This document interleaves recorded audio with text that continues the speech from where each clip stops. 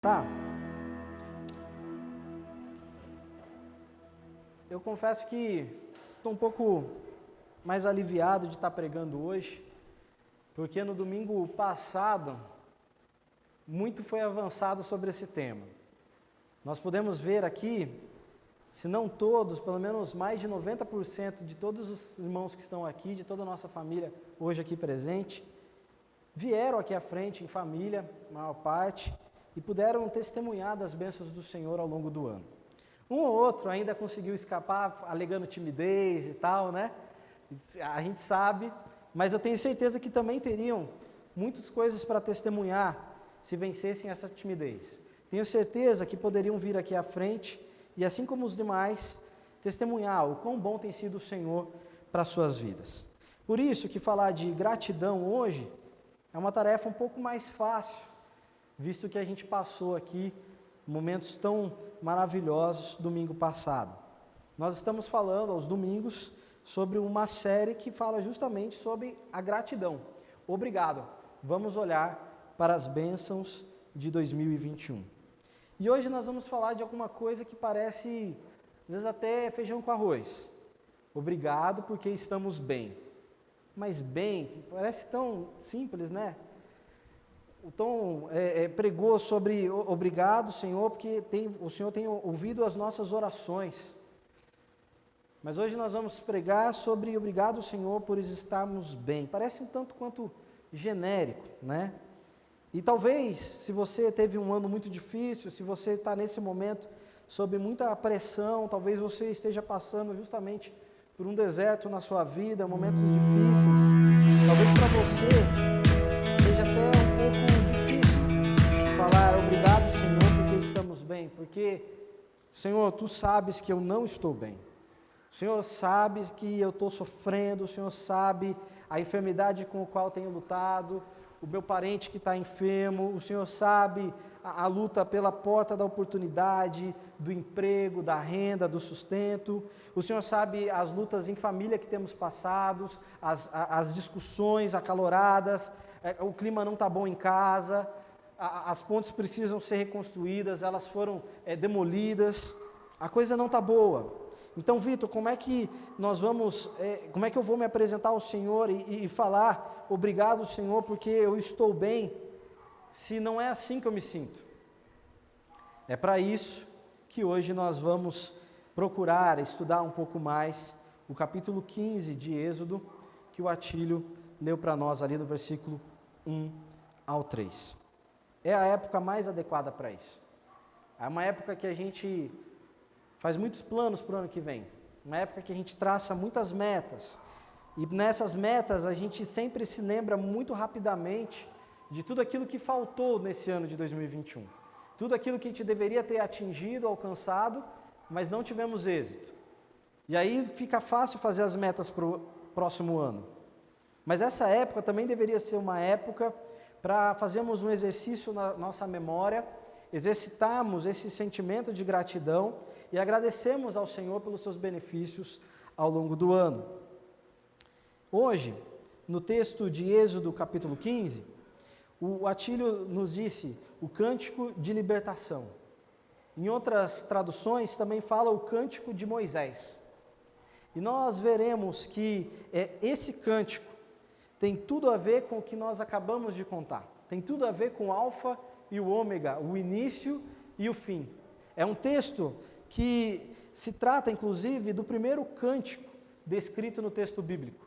Primeira vez, começamos lá em Gênesis, e a gente, primeira vez, tem ali a letra completa de um cântico. E nós vamos ver que esse cântico vai nos apontar, esse que está no início, vai nos apontar para o cântico final, no Apocalipse 15. Mas para a gente falar de Êxodo capítulo 15, a gente precisa entender um pouco do seu contexto. Onde é que nós estamos nessa parte da história? Bem, vamos então puxar um pouquinho a memória da época de Djap, de MCA. Vamos lembrar que o povo israelita estava cativo no Egito, estava passando por uma grande opressão, um grande sofrimento, e o seu clamor e as suas súplicas chegaram aos céus. E o Senhor então chama Moisés para uma missão de conduzir o povo para o êxodo, para fugir para fora do Egito.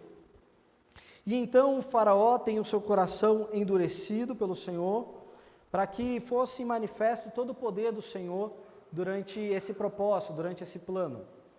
E a gente sabe, as pragas são muito conhecidas, as 10 pragas, e uma praga sobre a outra, e o faraó dá a palavra dele que eles podem se sair, que eles podem prestar o seu culto, mas o faraó sempre volta atrás, o faraó não se rende. Toda vez que Moisés ora para que a praga venha a cessar, ele volta atrás e fala: não, vocês não vão sair, por trás disso tem um plano malicioso, vocês querem me enganar, vocês querem fugir, vocês não vão sair daqui para prestar adoração. E então, o Egito passa por um grande sofrimento, os egípcios sofrem com essa dureza do coração do faraó, isso lhes custa muito. Eles perdem os seus rebanhos, eles sofrem com pragas como piolhos, como rãs, eles sofrem com a água virando sangue, eles sofrem das maneiras mais terríveis. Até que, na última praga, aí o faraó tem que se render, e aí ele não só permite a ida do povo para fora, para prestar o culto que gostariam, mas como ele também, tão cansado, tão farto daquelas pragas, ele chega a expulsá-los. Saiam logo daqui. Isso porque a última praga, se todos se lembram, é uma praga da mais terrível. É uma praga que leva a vida de todo primogênito dos egípcios. Todo primogênito no Egito que não fosse israelita teve a sua vida tomada pelo anjo destruidor. Isso foi terrível. O próprio faraó perdeu o seu filho. Isso trouxe uma grande ferida para aquele povo. Mas o povo de Israel foi protegido dessa praga, foi protegido, os seus primogênitos foram conservados em vida, porque a eles foi instruído pelo Senhor que viessem a assar um cabrito ou um cordeiro pascual, e o sangue desse cordeiro, quando passado sobre as vigas das portas, era sinal para que o anjo destruidor passasse por aquela casa e não viesse a adentrar e tomar a vida do primogênito. Pelo sacrifício daquele cordeiro e pelo sangue daquele cordeiro pascual, o povo de Israel, o povo hebreu, foi livre, foi liberto dessa terrível praga que foi a praga que levou a vida dos primogênitos, dos filhos do Egito. E aí, depois que o povo enfim é expulso da terra, expulso do Egito, eles percorrem o caminho no deserto. O Senhor não os orienta, não os guia pelo caminho mais curto, pelo caminho dos filisteus, porque o Senhor temia que se aquele povo escravizado, sem tradição em guerra, viesse a vislumbrar um grande exército filisteu à sua frente, eles voltariam para o Egito.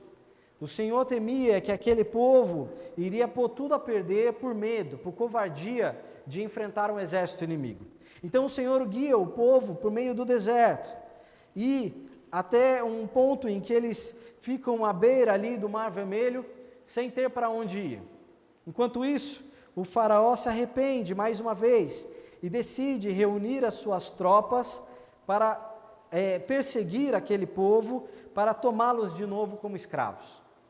E aí, eu gostaria de convidar você a abrir a sua Bíblia, no capítulo 14 de Êxodo, para lermos os versículos 10 até o versículo 12, quando o exército de Faraó se aproxima do povo de Israel.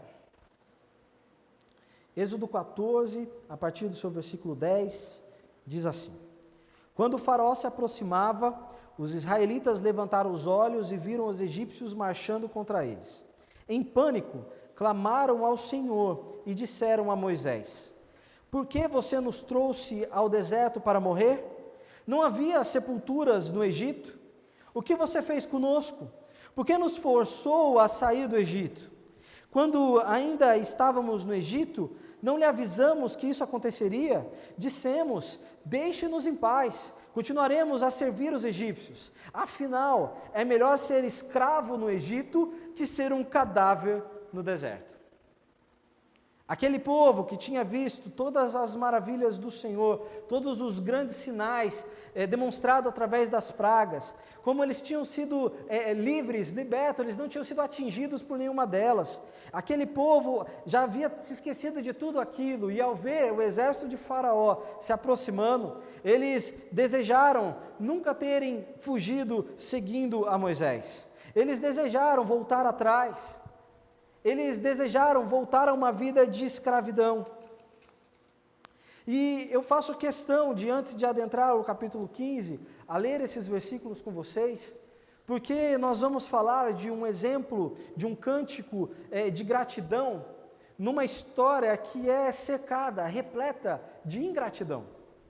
A gente sabe que esse povo acabou por vagar no deserto, em círculos, sem direção, por 40 anos, porque foram ingratos, porque não foram capazes de obedecer aos mandamentos do Senhor, porque foram incapazes de reconhecer todos os benefícios que lhe foram concedidos, toda a graça do Senhor por eles. A sua dura cerviz, a sua ingratidão, a sua rebeldia, lhe custa muito tempo, lhe custa as suas vidas. Eles não conhecem a terra prometida. Mas o Senhor, a todo momento nessa história, dá razão, dá motivo para que eles voltem atrás na sua ingratidão e vejam o poder e a graça do Senhor sobre a vida deles. A todo momento. E aqui não é diferente, porque vocês sabem, o Senhor manda a Moisés para estender a sua mão, e o mar se abre com um forte vento oriental, e paredes à direita e à esquerda de água se formam, e o povo passa a pés enxutos, em terra seca, por meio do Mar Vermelho. Talvez o momento mais cinematográfico de todo o texto bíblico, ou pelo menos do Antigo Testamento. O texto que Hollywood ama imitar, ama fazer filmes com seus efeitos especiais, porque mesmo aquele que não é crente, ele se espanta com essa cena. Como é possível abrir o mar para que 600 mil pessoas atravessassem as pés enxutos? Como seria possível isso? Isso é tremendo, isso é sobrenatural. Isso traz espanto. Mas não só o Senhor abre aquele mar para que eles atravessem, mas como também o Senhor, no tempo certo, volta a fechar aquele mar sobre o exército egípcio. E todo aquele exército tão bem treinado, tão profissional, tão vitorioso, um verdadeiro império, uma potência mundial, ele é derrotado pela força do Senhor, pela força das águas que o Senhor lança contra eles. E aí, enfim, chegamos ao capítulo 15. No último versículo do capítulo 14, diz que quando o povo de Israel viu o grande poder do Senhor contra os egípcios, encheu-se de temor diante dele e passou a confiar no Senhor e em seu servo Moisés. Então nós chegamos no capítulo 15, com o povo enfim se rendendo ao poder do Senhor. Todas aquelas maravilhas, todos aqueles sinais que o Senhor tinha lançado sobre os egípcios, todas aquelas pragas, não haviam sido suficientes.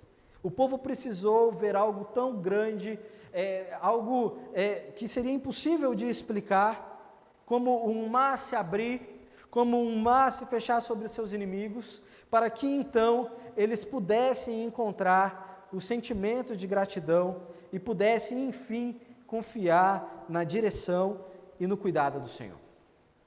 O problema é que, logo mais, ainda no final do capítulo 15, nós vemos que esse povo volta a reclamar. Esse povo volta a ser ingrato. Esse povo, ele é um povo de memória curta. E aí, a gente lendo o texto, é muito comum que a gente fique indignado com o povo de Israel. A gente fala, como isso é possível?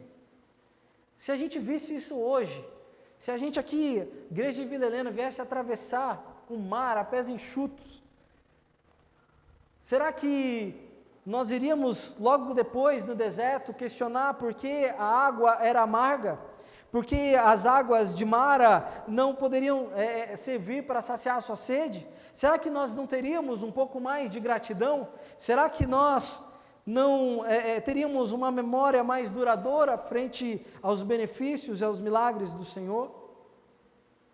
E eu estou para te dizer que não. Eu estou para te dizer que a gente é muito parecido com eles. Eu estou para te dizer que eu, quando faço um raio-x da minha vida, eu vejo que o Senhor faz grandes coisas, mas na primeira adversidade, na primeira luta, o nosso coração vacila. No primeiro deserto que se vislumbra, no primeiro buraco que a gente se enfia, a gente acha que não vai ter volta. A gente acha que não dá mais, que perdemos. E aí vem o Senhor, assim como Ele faz ao longo de todo o texto de Êxodo, e nos resgata com mão forte. Com a sua destra, Ele nos sustenta, Ele nos levanta, e aí nós somos gratos ao Senhor.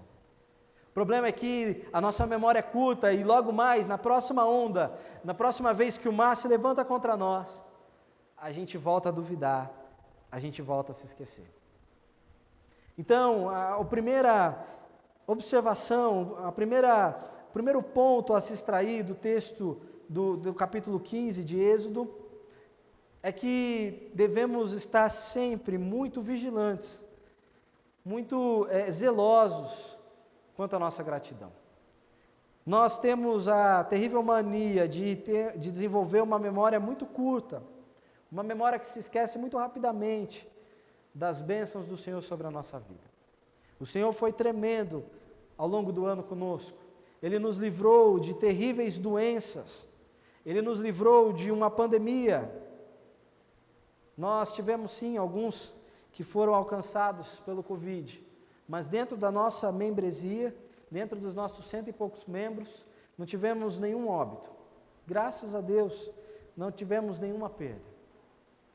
E por isso somos gratos ao Senhor. Mas não só pela saúde somos gratos ao Senhor. Nós vamos entender nesse capítulo 15 que somos gratos ao Senhor, porque Ele é, acima de tudo, o nosso Salvador. Porque na sua essência, Ele é nosso Senhor e Salvador.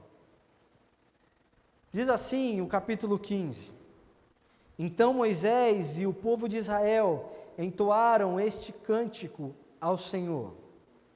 Cantarei ao Senhor, pois Ele triunfou gloriosamente, lançou no mar o cavalo e o seu cavaleiro.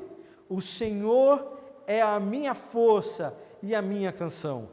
Ele é o meu Salvador, glórias a Deus. É o meu Deus e eu o louvarei. É o Deus de meu Pai, e eu o exaltarei.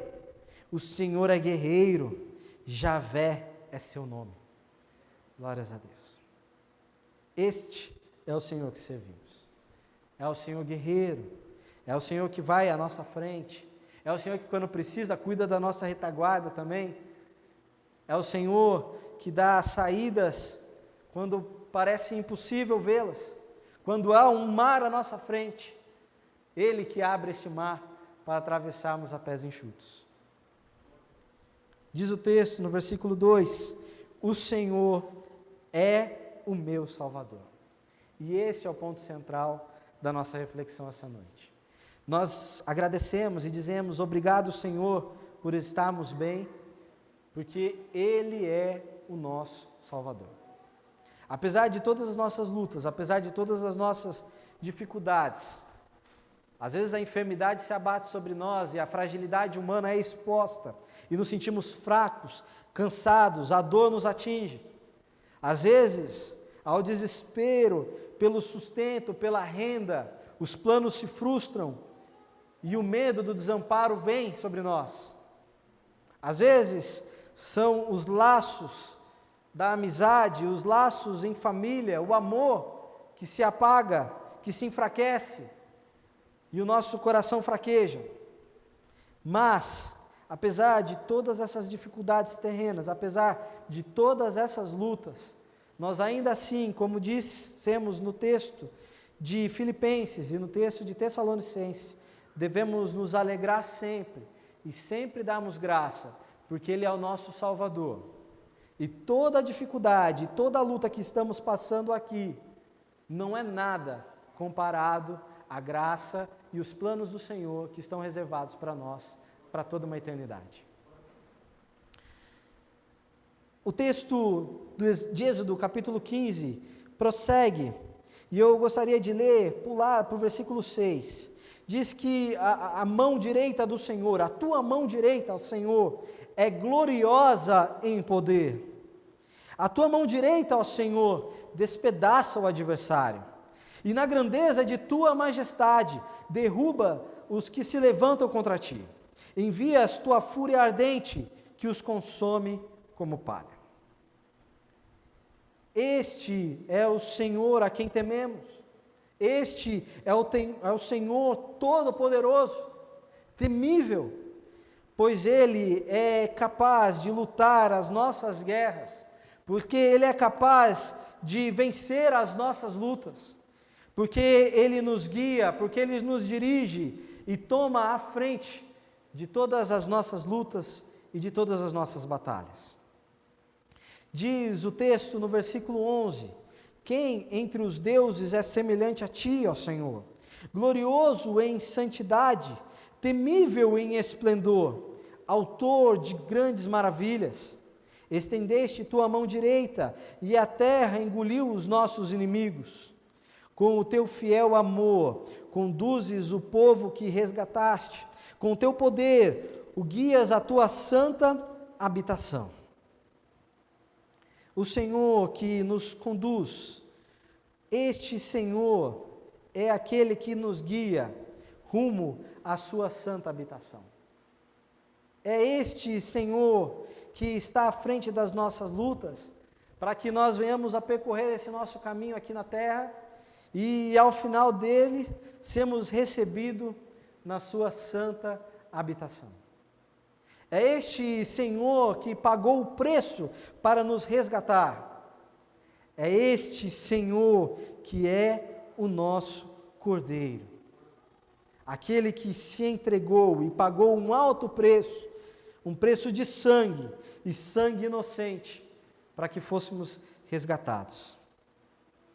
Diz o texto, prosseguindo no versículo 14, os povos ouvem e estremecem, a angústia se apodera dos que vivem na Filístia, aterrorizam-se os líderes de Edom, estremecem os nobres de Moabe, e desfalecem os habitantes de Canaã. Espanto e terror caem sobre eles. O poder do teu braço os deixa paralisado como pedra, até o teu povo passar, ó Senhor, até passar o povo que compraste. O Senhor que nos comprou naquela cruz, é Ele que com grande força, que estremece a terra, que gera angústia nos seus inimigos, que leva a terror àqueles que não o servem. É esse Senhor que com braço forte guia-nos até que nós passemos, completemos a nossa jornada, a nossa caminhada, e então sejamos alvo da sua compra feita naquela cruz. Versículo 17, já ao final do cântico de Moisés, do cântico de libertação. Tu o trarás e os plantarás em teu próprio monte, no lugar reservado, ó Senhor, para a tua habitação, o santuário, ó soberano, que tuas mãos estabeleceram, o Senhor reinará para todo o sempre. Amém. Amém. Este é o primeiro cântico que temos descrito no texto bíblico. Esse cântico que vai falar de um Deus que liberta o seu povo da escravidão.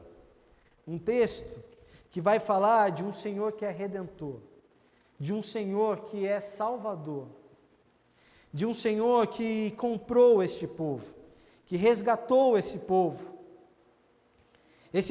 que teve os seus primogênitos poupados pelo sangue do Cordeiro Pascual. É este povo muito ingrato, um povo terrível, que paga o preço pela sua dura cerviz, que paga o preço por não se render ao Senhor, que paga um alto preço por não se dobrar em obediência aos mandamentos do Senhor. Mas esse povo é também o povo que canta junto com Moisés esse lindo cântico de gratidão ao Senhor, pelo Senhor que havia os libertado. Nesse momento, após aquele grande milagre, aquele grande sinal de poder e da grandiosidade do Senhor, esse povo se rende. Esse povo de coração tão duro, enfim, é alcançado pelo poder do Senhor. E enfim, eles louvam ao Senhor com corações entregues, dispostos a dar graças ao Senhor pelo seu grande livramento. Eu gostaria também de convidá-lo a abrir um texto que se encontra lá no final do texto bíblico. Depois de lermos o primeiro cântico, eu gostaria de ler junto com vocês o último deles, em Apocalipse capítulo 15. Apocalipse capítulo 15, nós veremos novamente esse cântico de Moisés. Mas agora num sentido um pouco diferente. Porque na primeira vez em Êxodo, esse cântico foi cantado por causa de uma libertação física. Aquele povo era literalmente, de fato, escravizado. Eles não tinham a liberdade, eles não tinham controle sobre as suas vidas. Aquele povo havia sido oprimido pelos egípcios. E o Senhor veio com a sua destra, com a sua mão de poder, como Todo-Poderoso, e os libertou, e os salvou, e os fez atravessar aquele mar com os seus pés secos. Mas aqui, em Apocalipse capítulo 15, esse cântico é novamente entoado, mas agora em um outro sentido, em um sentido de libertação espiritual, porque aqui é a igreja do Senhor no céu cantando diretamente para Jesus. Aqui é a igreja que canta o cântico de Moisés e também o cântico do Cordeiro. Diz assim, Apocalipse capítulo 15, a partir do seu primeiro versículo: Vi no céu outro sinal grande e maravilhoso. 7 anjos seguravam as últimas 7 pragas que completariam a fúria de Deus. Vi diante de mim algo semelhante a um mar de vidro misturado com fogo. Nele estavam em pé todos os que haviam vencido a besta, a sua estátua e o número que representava o seu nome. Todos seguravam harpas que Deus lhes tinha dado e entoavam o cântico de Moisés, servo de Deus, e também o cântico do Cordeiro. E diz assim o cântico do Cordeiro: Grandes e maravilhosas são as tuas obras, ó Senhor Deus, o Todo-Poderoso. Justos e verdadeiros são os teus caminhos, ó Rei das nações. Quem não te temerá, Senhor? Quem não glorificará o teu nome? Pois só tu és santo, e todas as nações virão e adorarão diante de ti, pois os teus feitos de justiça foram revelados. Graças a Deus. Aqui temos o começo e o fim de um cântico, de uma canção. No começo, no alfa, no início, temos o cântico de Moisés, que ali se sinalizava que aquele Senhor que estava livrando-os da mão do faraó, era um Senhor que trazia salvação, era um Senhor redentor, era um Senhor que trazia vida, liberdade. E aqui ao final, no ômega, nós temos o Cordeiro sendo exaltado, louvado pelas suas maravilhosas obras, porque na sua natureza, na sua essência, Ele é o Todo-Poderoso, porque justos e verdadeiros são os seus caminhos, porque Ele é o Rei das nações, e não há nação que não venha a temê-lo. Quem não te temerá, Senhor? Como lá no Cântico de Moisés, se declara que os vizinhos, que Moabe, que Canaã, que Edom, estremeciam, aterrorizavam-se, entravam em pânico. Aqui temos mais uma vez um Senhor forte e poderoso, capaz de vencer a besta, capaz de vencer todo o mal e trazer justiça ao mundo que foi corrompido. Um Senhor capaz de, enfim, saciar a nossa sede por justiça. Quem não glorificará o teu nome? Pois só tu és santo. E todas as nações virão e adorarão diante de ti, pois os teus feitos de justiça foram revelados. Irmãos, essa época do ano, vale mesmo a pena dedicarmos um tempinho para planejarmos o ano que vem. Vale a pena a gente se organizar, parar para pensar, o que não deu certo esse ano, o que eu quero mudar para o próximo ano, o que eu quero fazer de diferente, onde eu quero alcançar, onde eu quero atingir, quais são meus objetivos pessoais, espirituais, mas também é época, irmãos, em que não venhamos a nos esquecer disso, de como fizemos aqui domingo passado, de agradecermos ao Senhor, de darmos graças a Ele, porque ao longo do ano a gente muitas vezes é muito ingrato, ao longo do ano a gente muitas vezes vai se esquecendo de tudo que o Senhor vai fazendo, e a gente fica se apegando naquilo que a gente não atinge, naquilo que a gente não alcança.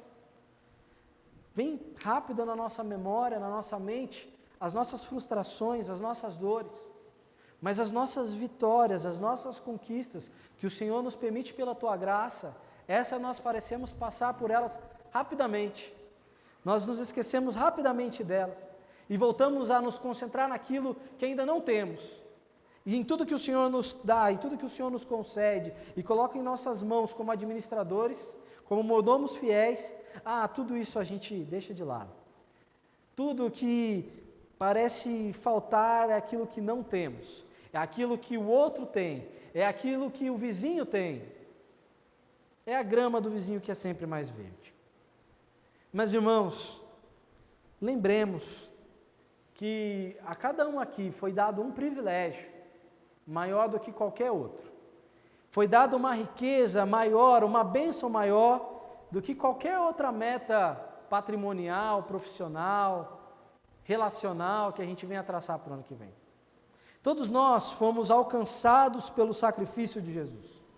Todos nós fomos alcançados pelo um Cordeiro imaculado, que se entregou numa cruz e deu o seu sangue para que tivéssemos as nossas vestes limpas, para que fôssemos libertos da escravidão do pecado.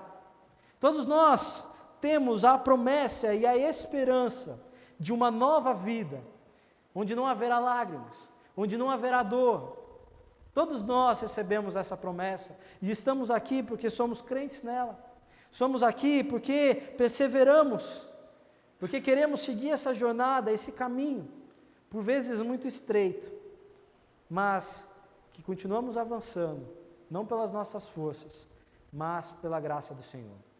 Que a gente, para o próximo ano, além de todas as nossas metas, além de tudo que a gente quer conquistar na nossa carreira, na nossa família, que a gente, a cada dia, se lembre de agradecer ao Senhor. Obrigado, Senhor, porque nós estamos bem. E por que estamos bem? Porque temos um Senhor que é Salvador, Redentor sobre as nossas vidas. Amém?